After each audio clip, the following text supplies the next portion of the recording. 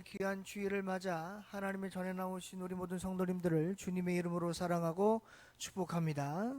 잘 오셨습니다. 오늘 시간에는 우리가 함께 봉독한 구약성경 학개서 1장 12절에서 15절 말씀을 중심으로 하여 마음이 감동되면 이라는 제목으로 잠시 함께 은혜를 나눠보려고 합니다. 성경 66권 가운데 짧은 성경들이 몇 개가 있습니다. 그 중에 하나는 신약 성경에 있는 요한 3서입니다. 요한 3서는 한 장으로 되어 있고요. 그 다음으로 짧은 게 오늘 우리가 함께 봉독한 학개입니다. 학개는 총 2장으로 되어 있는데요. 굉장히 짧은 선지서이며 신구약을 통틀어서 두 번째로 짧은 성경이라고 할 수 있겠습니다. 오늘 우리가 함께 읽은 학개에서는 학개 선지자가 기록한 성경인데요. 이 학개라고 하는 선지자는 다른 여타 선지자와는 좀 차별이 좀 있습니다. 무슨 말씀이냐면 이스라엘이 바벨론에게 멸망당하기 전 마지막 선지자가 예레미야 선지자였는데요. 예레미야 이후에 나타난 선지자들은 바벨론 포로에 있을 때 이스라엘 백성들에게 위로와 평안을 주고 소망과 희망을 주었던 선지자였다면, 오늘 등장하는 학개 선지자는 포로기 안에 있었던 선지자가 아니라 포로기를 끝낸 이후에 첫 번째 선지자가 학개 선지자입니다. 그러면 이 포로기 이후에 나타났던 학개 선지자는 도대체 이스라엘 백성들, 특별히 남유다 백성들에게 무슨 말씀을 전하려고 하나님께서 선지자로 세우셨느냐? 오늘 우리가 함께 읽지는 않았지만 1장 1절에 보시면 이렇게 되어 있습니다. 다리오 왕 제2년 여섯째 달 곧 그 달 초하루에 여호와의 말씀이 선지자 학개로 말미암아 스알디엘의 아들 유다 총독 스룹바벨과 여호사닥의 아들 대제사장 여호수아에게 임하니라, 이렇게 얘기합니다. 그러니까 오늘 이 말씀은 단순히 이스라엘 백성들에게, 유다 백성들에게만 전해진 말씀이 아니라 당시에 유다를 지도하고 있었던 총독과 대제사장에게 전해진 말씀입니다. 그러면 오늘 학개 선지자가 궁극적으로 이 말씀을 통해서 유다와 당시에 있었던 스룹바벨 총독 그리고 대제사장 여호사닥에게 무슨 말을 전하려고 하느냐? 오늘 이 다리오 왕이 누구냐면요, 제가 아까 뭐라 그랬냐면 이스라엘은 바벨론에게 멸망당했다 그랬습니다. 그리고 바벨론 멸망 후에 약 70년의 포로기가 있었습니다. 70년 포로기가 끝난 이후에 들어선 나라가 누구냐면 바벨론 멸망 이후 바사라고 하는 나라입니다. 이 바사의 초대왕이 누구였느냐? 바로 고레스 왕입니다. 이 고레스 왕이 했던 첫 번째 업적이 뭐였냐면, 고레스 왕이 바벨론을 멸망시키고 바사의 첫 번째 왕으로 등극하자마자 했던 일이 이스라엘 백성, 즉 남유다 백성의 70년 포로기 생활을 마친 이후에 무엇을 했느냐? 예루살렘으로 기환시키기 시작합니다. 그러니까 고레스 왕이 이스라엘 백성들, 남유다 백성들을 1차, 2차, 3차에 거쳐서 예루살렘으로 보내게 되는데, 그러면 단순히 예루살렘에만 갔느냐? 아닙니다. 예루살렘에 가서 고레스 왕이 예루살렘을 돌아간 남유다 백성들에게 했던 이야기가 두 가지가 있는데, 첫 번째는 뭐였느냐? 너희들이 무너진 하나님의 전인 예루살렘 성전을 건축하라. 두 번째, 예루살렘 성전을 둘러싸고 있었던 성벽을 재건하라. 두 가지였습니다. 여러분 신기하지 않습니까? 왜냐하면 고레스 왕은 이방왕입니다. 그리고 바벨론을 멸망시키고 세웠던 바사가 무슨 나라냐면요, 페르시아를 얘기합니다. 페르시아의 첫 번째 왕이었습니다. 하나님을 아는 사람이 아닙니다. 그런데 이스라엘 백성, 남유다 백성을 다시 예루살렘으로 기환시키면서 가서 잘 살아라 한 것이 아니라 명령을 내리는데 두 가지, 예루살렘 성전을 건축하라, 그리고 예루살렘 성전을 둘러싸고 있었던 성벽을 재건하라. 이건 누가 해야 되는 말인가요? 원래는 예루살렘에 살던 유다를 통치했던 유다의 집권자나 아니면 대제사장이든가 그런 사람들이 해야 될 말입니다. 그런데 하나님이 고레스 왕에게 성령을 부어주셔서 하나님의 영이 임하게 하셔서 이스라엘 백성, 유다 백성들에게 성벽 재건과 성전 재건을 하게 하셨고, 더 중요한 건 고레스 왕이 이스라엘 백성들을 보낼 때 그냥 보낸 게 아니에요. 남유다 백성들을 보낼 때 그냥 보낸 게 아니라 성전과 성벽을 재건할 수 있는 모든 물품을 바사에서 책임지게 했다는 겁니다. 그래서 포로기 이후에 성벽 재건을 시작했는데 그게 언제냐면 536년입니다. 그런데요, 536년, 주전 536년에 성전 재건을 시작했는데 이것이 성전이 잘 재건되었으면 좋았을 텐데 이것이 자그마치 15년 동안 정지되어 있었습니다. 우리가 여기서 한 가지 생각해 볼 문제가 있습니다. 뭐냐면 왜 고레스 왕에게 하나님께서 영을 부어주셔서 남유다 백성들에게 예루살렘으로 돌아가자마자 그들의 땅을 재건하고 땅을 간척하고 그리고 집을 짓고 하는 것이 아니라 성전을 먼저 건축하라고 했을까? 그리고 성벽 재건을 얘기했을까? 그 이유가 있습니다.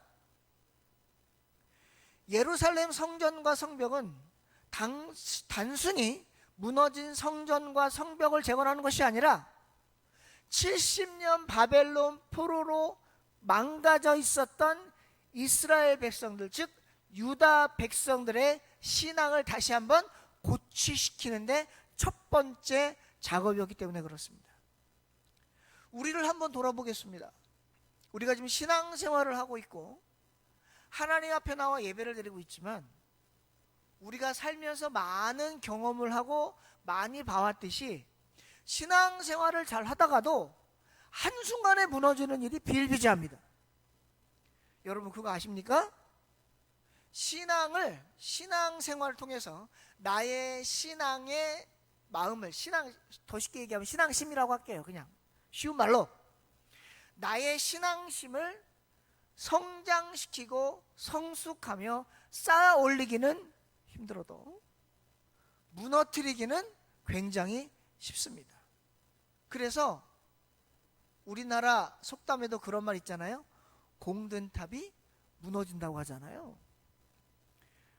여러분 우리가 기억하실지 모르겠지만 1996년, 97년 이때를 돌이켜보시면 어떤 일이 있었습니까?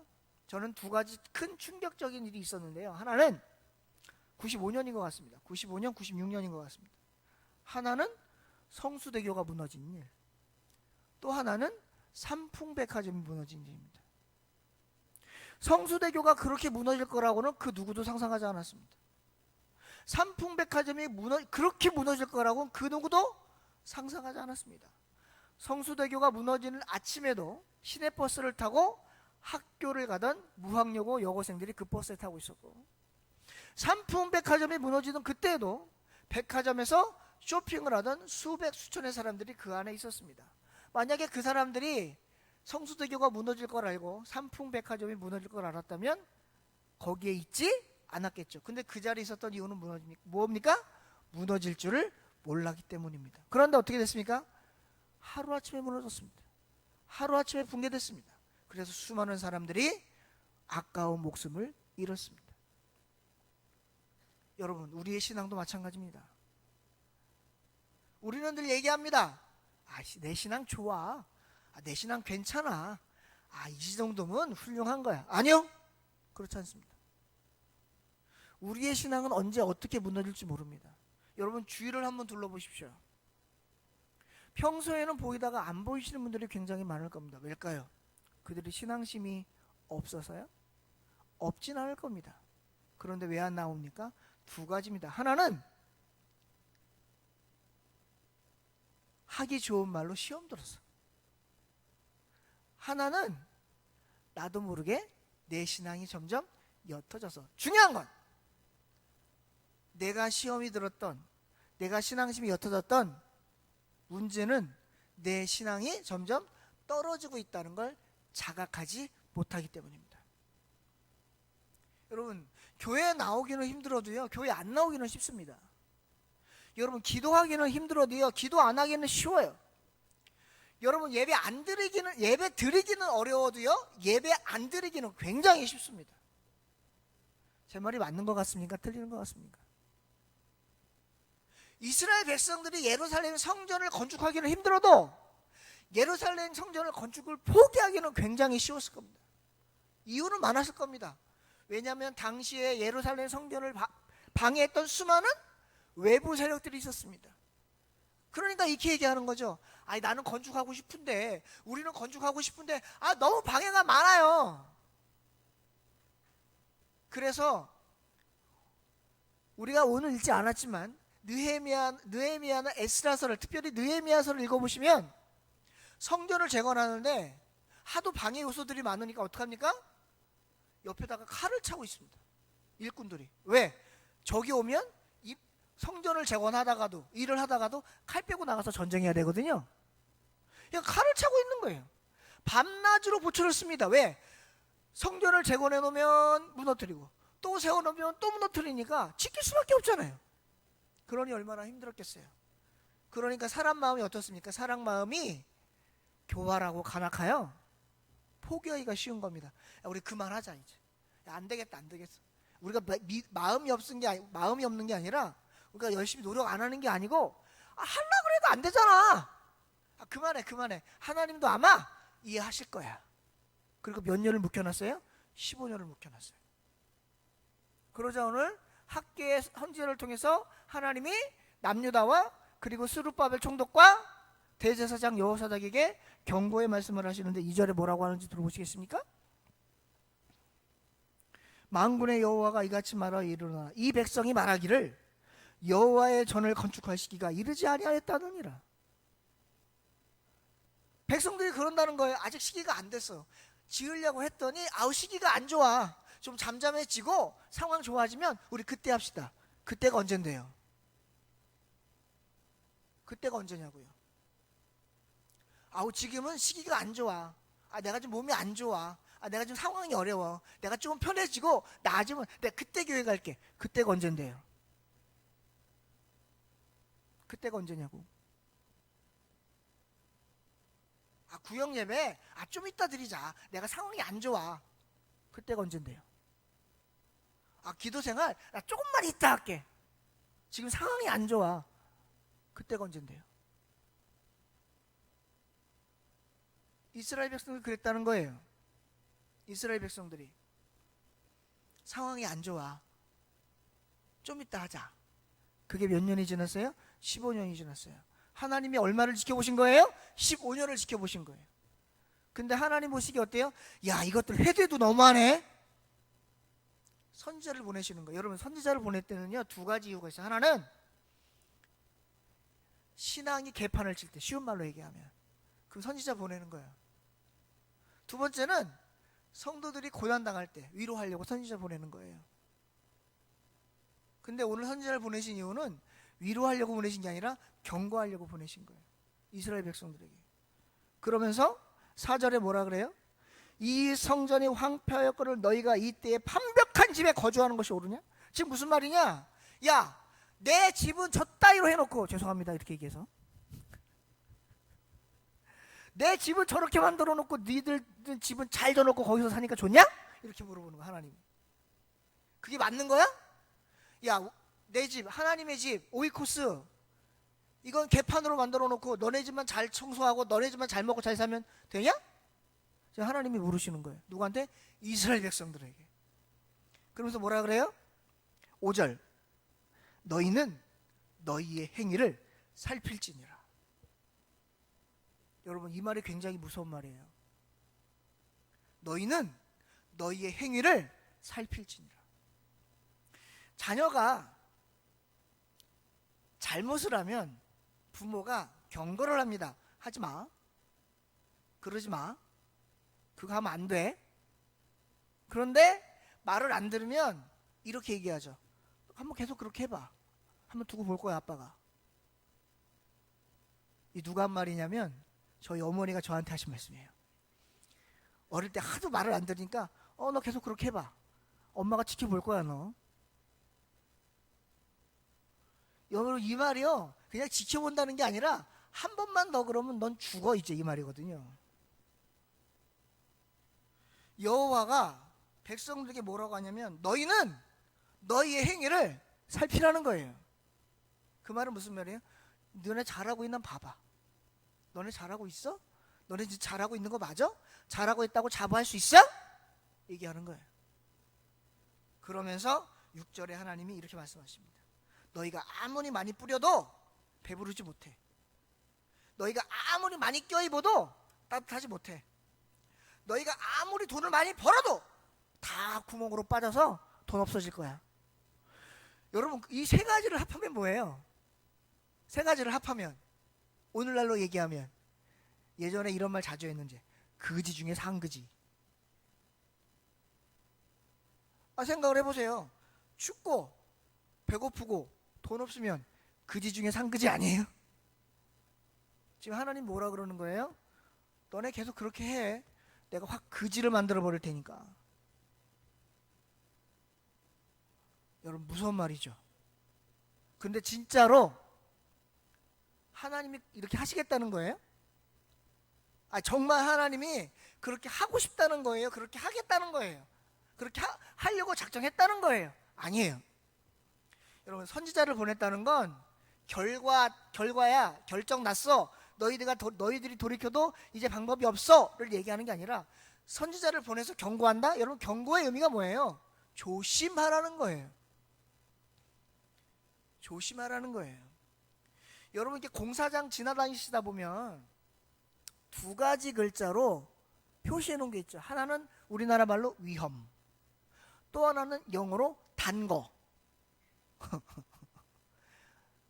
영어로 DANGER이 영어로는 danger인데 그것을 한국말로 그대로 읽으면 단거라고 그래요. 단거. 그게 뭐예요? 위험하니까, 공사장이니까 조심해서 알아서 피해 다니세요. 근데 그거 무시하고 그냥 지나가다가 공사하는데 뭐라도 떨어져서 맞으면 누구 손해예요? 지 손해죠, 지 손해. 엄마 아빠가 하지 말라고 경고했을 때 말 안 듣고 우기고 빡빡 우기고 하다가 한 대라도 주워 터지면 지 손해죠, 지 손해.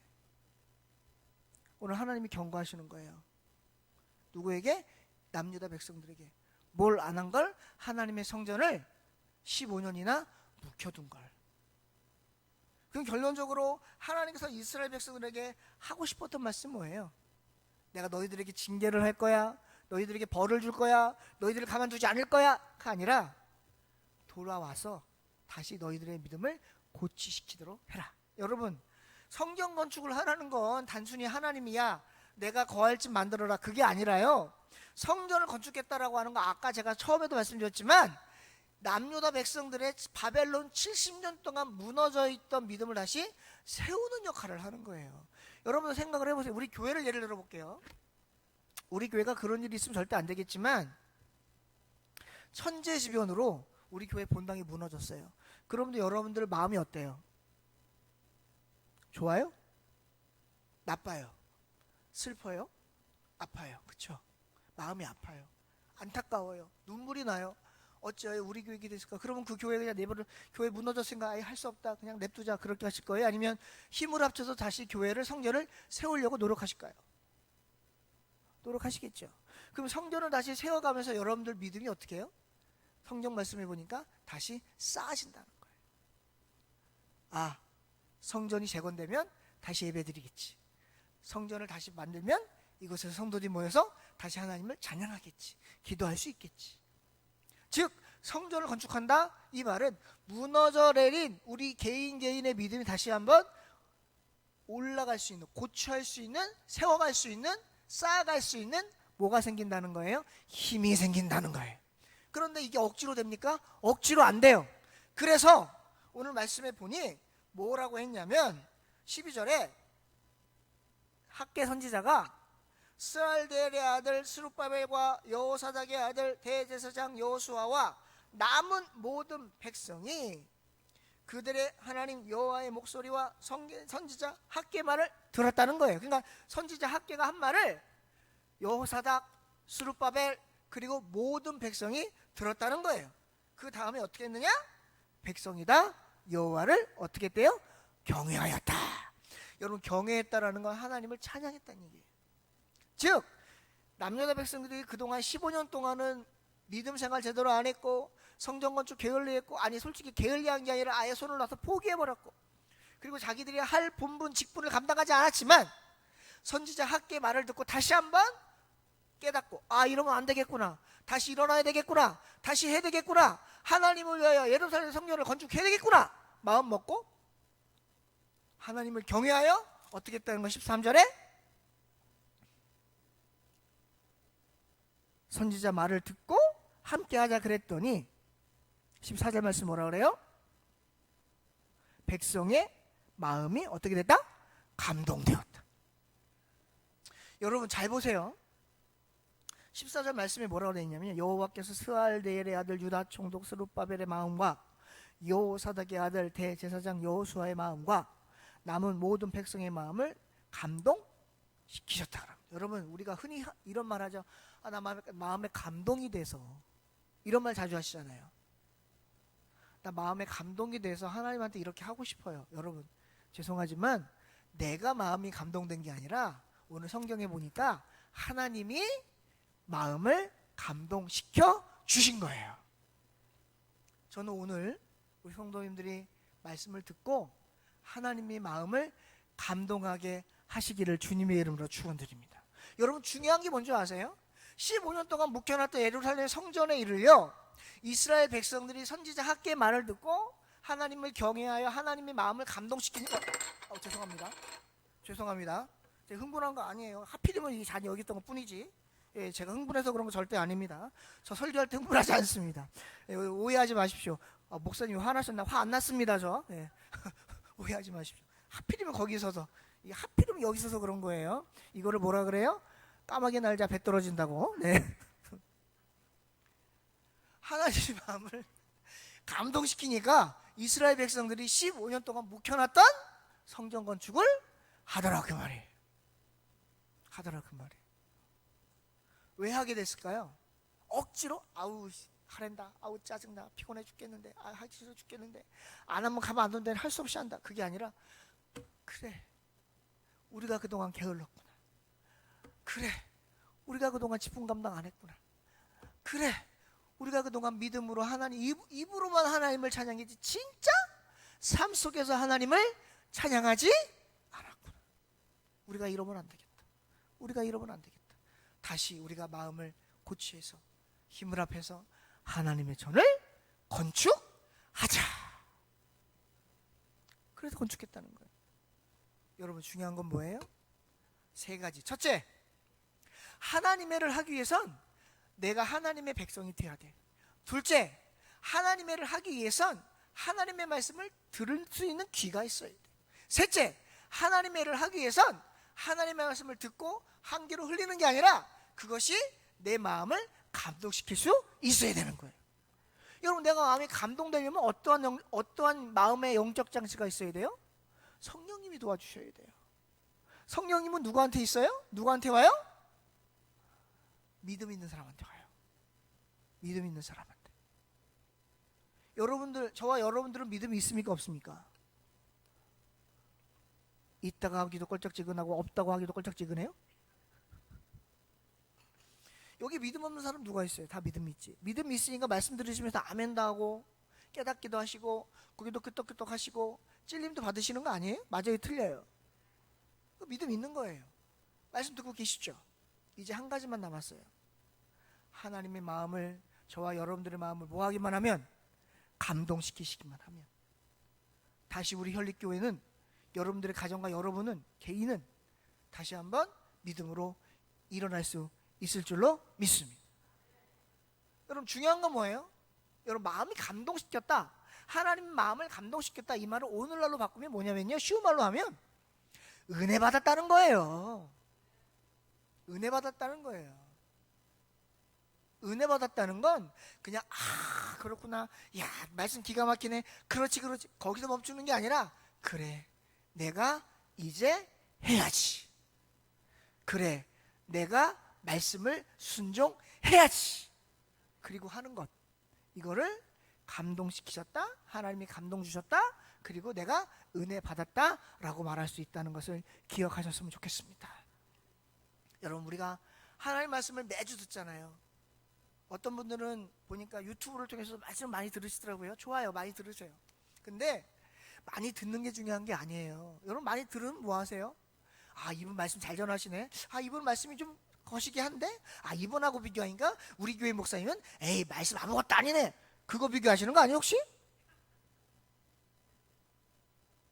말씀을 듣는다는 건 누가 말씀을 잘 전하는지 평가 매기라는 게 아니라 내가 말씀을 듣고 내 마음의 말씀의 양식으로 삼아서 내 믿음을 성숙시키라는 거예요.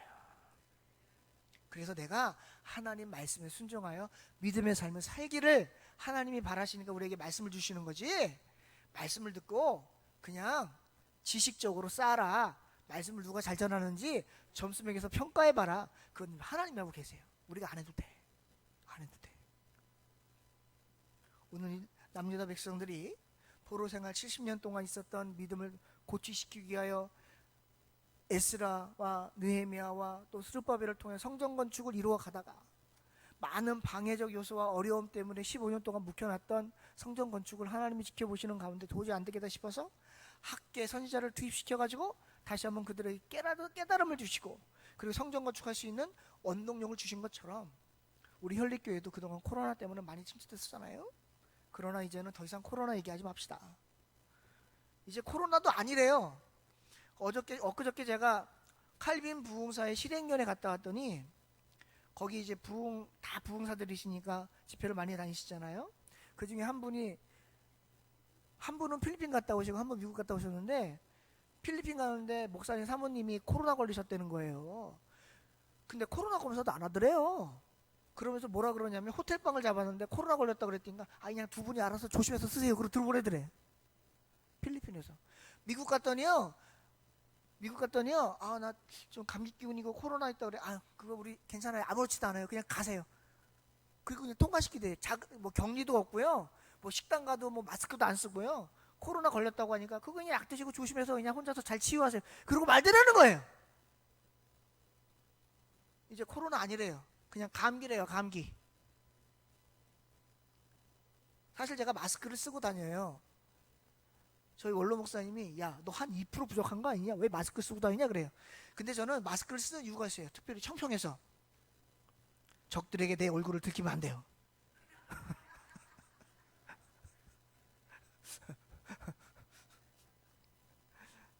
마스크를 쓰고 다니니까 편한 게 하나 있더라고. 내 얼굴을 못 알아봐. 그러니까 편하게 납디다. 저도 이제 벗을 거예요. 조만간 9월까지만 써보려고 해요. 네. 말씀을 정리하겠습니다. 시간이 많이 가서 더 이상 안 할게요. 오늘 이 남유다 백성들이 마음이 감동이 되니까 15년 동안 정지되어 있던 하나님의 성전을 다시 건축하기로 작정을 해요. 그게 언제냐면 15절에 보니까 그때는 다리오 왕 제2년 여섯째 달 24일이라는 거예요. 이렇게 1절과 15절의 날짜와 연도를 정확하게 기록한 건 두 가지 이유가 있는데, 첫째는 이스라엘 백성들이 그동안 일을 안 했다는 걸 알려주기 위한 것, 두 번째는 그때를 기점으로 다시 이스라엘 백성들이 성전 건축을 시작했다는 걸 강조해 주는 거거든요. 여러분, 우리도 그동안 혹시라도 믿음이 정체되어 계셨다면, 정체되어 있었다면 오늘을 시작으로 2023년 9월 10일 9월의 둘째 주일 오전 11시 예배를 기점으로 다시 한번 우리들의 믿음을, 하나님 말씀이 우리를 감동시켜서 은혜 받아서 믿음의 성장을 다시 한번 고치시켜 나가는 기점으로 삼아 개인의 신앙과 교회의 부흥과 가정의 평안을 이루어 가시는 저와 우리 현립교회 오늘 나오신 모든 성도님들 되시기를 주님의 이름으로 축원드립니다. 기도하겠습니다. 하나님, 오늘 부족한 자가 학개서 1장 12절에서 15절 말씀을 가지고 잠시 은혜를 나눴습니다. 주신 말씀 속에서 받은 은혜 잊지 않게 하시고 말씀을 통하여 깨달은 것 기억나게 하셔서 그 깨달음대로 주신 말씀 은혜대로 하나님 앞에 믿음으로 행하며 살아갈 수 있도록 하나님 도와주시옵소서. 부족한 자 말씀 전할 때 혹 잘못 전한 말씀 있으면 용서하여 주시고 우리들의 기억 속엔 오직 하나님의 온전한 말씀만 기억되게 복될 수 있도록 성령으로 인도하여 주시옵소서. 감사드리고 예수님의 이름으로 간절히 기도드리옵나이다. 아멘.